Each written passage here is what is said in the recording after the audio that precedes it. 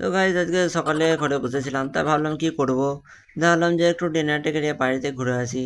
তারপরে ভাবলাম যে না, কাকাদের দোকানে যাই, কাকা হয়তো দোকানে থাকবে। দিয়ে রকেটের গতিতে চলে গেলাম কাকাদের দোকান। কাকাদের দোকানে গিয়ে দেখছি বাবা ফুল ফাঁকা। তারপরে কাকাকে ফোনটা করলাম, দিয়ে বললো যে আমি সেলুনে বসে আছি। দোকানে গিয়ে খানিকক্ষণ বসে থাকলাম। দিয়ে বসে থাকতে থাকতে ভাবলাম যে না, বাড়ি চলে যাই। দিয়ে বাড়ি চলে এলাম। দিয়ে বাড়িতে আস্তে আস্তে এত সুন্দর রাস্তা দিয়ে অতিক্রম করে যেতে হবে। দিয়ে কি করবো, যেতে হবে, দিয়ে চলে গেলাম। দিয়ে বাড়িতে গিয়ে মনে পড়লো বাবা আমার ট্রেনার টানা হয়নি, যে আবার ট্রেনারটাকে আনতে এলাম এখানে। দিয়ে ট্রেনারটাকে নিয়ে আসছিলাম। আস্তে আস্তে গেটটা বন্ধ ছিল, একটা ট্রেন যাচ্ছিল। দাঁড়ালাম। তারপরে গেটটা খুললো, তা বাড়ি এলাম। বাড়িতে এসে বাবা পরোটা আলু ভাজা সব রেডি, পুরি জামাই খাতিরের মতো। দিয়ে চটপট করে খেয়েও নিলাম।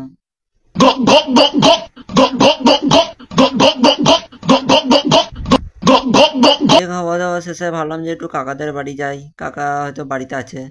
দিয়ে কাকাদের বাড়িতে গিয়ে দেখি বাবা গোটা বাড়িটা খালি, কেউ নাই।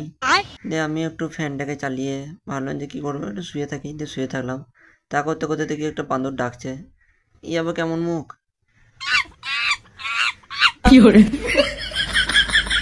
দিয়ে তারপরে বললো আই, আমি নিচেতে গেলাম। নিচেতে গিয়ে ওর সাথে খানিকক্ষণ একটু বসে থাকলাম। বসে থাকতে থাকতে আমাকে কাকা ফোন করে বললো যে মাছ ধরবো আই। বললাম চলো তাহলে মাছ ধরবো।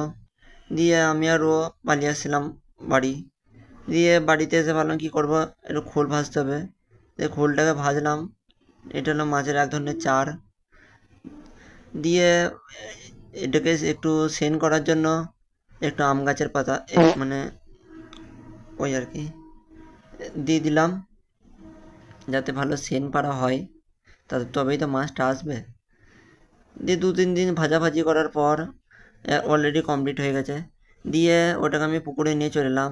তা করতে করতে দেখি বাবা পার্টনারও চলে আসছে মাছ ধরার জন্য, আই মিন আমার কাকা। দিয়ে কাকা একটু ক্যামেরাটা ধরলো, দিয়ে আমি চারটাকে ছোড়ার জন্য প্রস্তুত হলাম। চারটা ছুটতে হবে, তাহলে ভালো ভালো মাছ আইবে। দিয়ে আমি আমার হুইলটা কাছে চলে এলাম আটাটা লাগাতে। এবং হুইলটাকেও ফেলতে হবে, কারণ হুইলে মাছ ধরছি আর ছিপে মাছ ধরছি। দিয়ে হুইলটাকে দেখি কতদূর কি যায়। প্রতিবার কাছে পড়ে, এবারে হয়তো দূরে পড়বে আশা করি। ভালো দূরেই পড়েছে। এবার দেখি কেমন কি মাছ লাগে, আশা করি ভালো মাছই লাগবে। তারপরে দেখি বাবা হুইলটা টান দিচ্ছে, যে দেখি কেমন কি মাছ আছে। মনে হচ্ছে তো ভালোই, ওরে বাবারে দারুণ মাছ তো, ওরে বাবা রে। যা যা,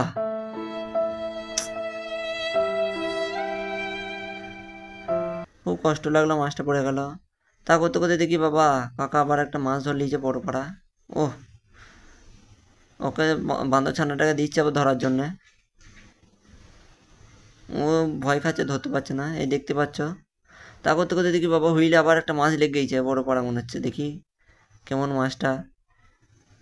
যা লাফাচ্ছে মনে হচ্ছে ভালোই বড়। शाबाश बेटा, बहुत बढ़िया मुन्ना।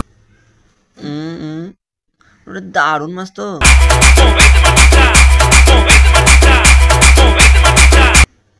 ও হোয়াটস এ নাইস ড্যান্স। তা করতে করতে দেখি বাবা কাকা আবার এখানে একটা মাছ ধরে লিয়েছে। ওহ দারুণ মাছ তো। দিয়ে ছাগলটাকে বলে যে নেটটাই ভর। যে আমরা একটাও মাছ নিই না, সবই ছেড়ে দিলাম। মাছগুলো নিতে ভাল লাগছিল না, কারণ আমরা মাছ খাওয়ার জন্য ধরি না, মজা করার জন্য ধরি। একে অপরে কম্পিটিশন হচ্ছিলো যে কে কটা মাছ ধরতে পারে। তারপরে এটাকেও ছেড়ে দেবো ভাবলাম। কী করবো, দেখি একটু খ্যাপামগিরি করা যায় একে নিয়ে। ऐसा मत करो मेरी जान। ভাবলাম যে ছেড়ে দিয়ে কী করবো, তা আস্তে করে ছাড়ি। বাবা রে,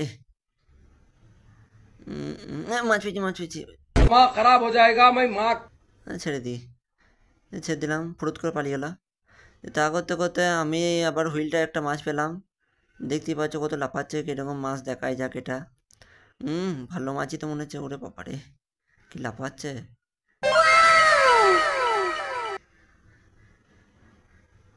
দারুণ মাছ তো।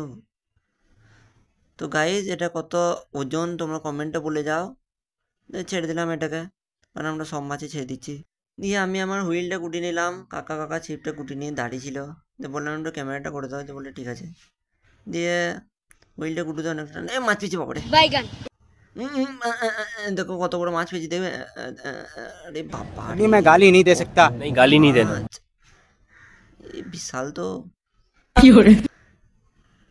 গুটিয়ে ঘর চলে এলাম, দিয়ে গা ধোবার জন্য চট করে গেলাম, ফট করে চলে এলাম গাটা ধুয়ে। ওহ, তো আমার কাকার স্কোরটা মাছ ধরার স্ক্রিনে দিয়েছি, তোমরা দেখে নাও। বাই বাই, তোমাদের সাথে পরে ভিডিও দেখা হচ্ছে।